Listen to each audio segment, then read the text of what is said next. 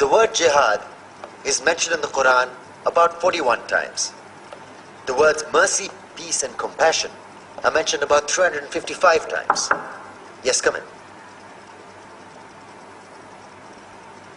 Come on in, Riaz. Sit down, please. Contrary to popular belief in most Western cultures, Islam is a religion that preaches peace and tolerance. Yes, Patricia. If Islam truly is a religion that preaches peace, then how come the world's most troubled spots, the West Bank, Afghanistan, Pakistan, Iraq, they're all plagued with Islamic terrorism? Well, that depends on your definition of terrorism. Some might argue that the U.S. invasions of countries like Iraq and Afghanistan are also acts of terrorism. No, those were acts of war to get rid of despotic regimes. Or a means of getting at a country's oil. Conspiracy theories. Well, May I? Yes, please. Go ahead, Riaz. Mr. Khan is right. I mean, if we're talking about terrorists, the world's biggest terrorists are the white superpowers. Come on now. No, really, stop and think about it.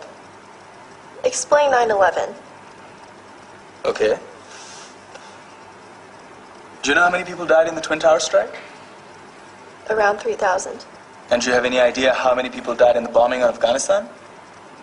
Take a wild guess. More than 15,000 people died. And that's just conservative figures. About 50,000 tons of explosives were dropped on innocent civilians. Men, women, children. Yeah, but that was because of the Taliban. Now that you brought it up, did you know that the Taliban was a creation of the CIA to fight the Russians? Whatever. They were still harboring terrorists. Yeah, right. Terrorists that were never found. Just like the weapons of mass destruction that were never found in Iraq. Do you want to get into the death toll in Iraq? 500,000 civilians and counting. And what do Britain and America say when they don't find these weapons? It's simple. They just say sorry. And still refuse to relinquish control of these countries. What are you trying to say? What I'm trying to say is that just because you're American, wear a fancy suit, and call yourself the president, doesn't make you any less of a terrorist.